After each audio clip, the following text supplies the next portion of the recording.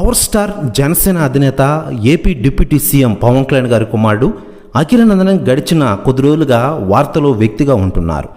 ఎన్నికల ఫలితాలు వెలువడిన నాటి నుంచి తండ్రికి అండగా నిలుస్తున్నారు. డిప్యూటీ సీఎంగా పవన్ ప్రమాణ స్వీకార కార్యక్రమానికి హాజరైన అఖీరా తెలుగు సాంప్రదాయాన్ని అనుసరించి ఎరుపు రంగు చొక్కా పంచకట్టులో వచ్చి స్పెషల్ అట్రాక్షన్గా నిలిచారు.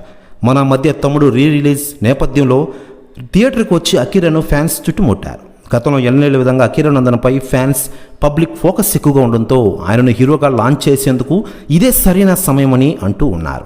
కాగా మహానటి ఫేమ్ నాగశ్విన్ దర్శకత్వంలో పాన్ ఇండియా స్టార్ ప్రభాస్ నటించిన కల్కి 2898 ఏడీ సినిమాపై ప్రపంచవ్యాప్తంగా ప్రేక్షకుల ముందుకు వచ్చింది. భారతీయ పురాణాలకు సైన్స్ ఫిక్షన్ జోడించి ఓ విజువల్ వండర్ను సెల్యులాయిడ్ మీద ఆవిష్కరించాడు నాగశ్విన్. 4 ఏళ్ల పాటు ఎన్నో వ్యయ ప్రసారాలకు వచ్చి కల్కిని తీర్చిదిద్దారు. మరోవైపు అఖిలానందన్ కూడా కల్కి సినిమా చూడాలనుకున్నారు. అంతేకాదు ప్రభాస్ అభిమానులు ధరించే కల్కి టీషర్ట్ ధరించి హైదరాబాద్ ప్రసాద్ మల్టీప్లెక్స్కి వచ్చాడు అఖీరా. ఆయనను చూడగానే గుర్తుపట్టిన ఫ్యాన్స్ అఖీరాను చుట్టుముట్టారు.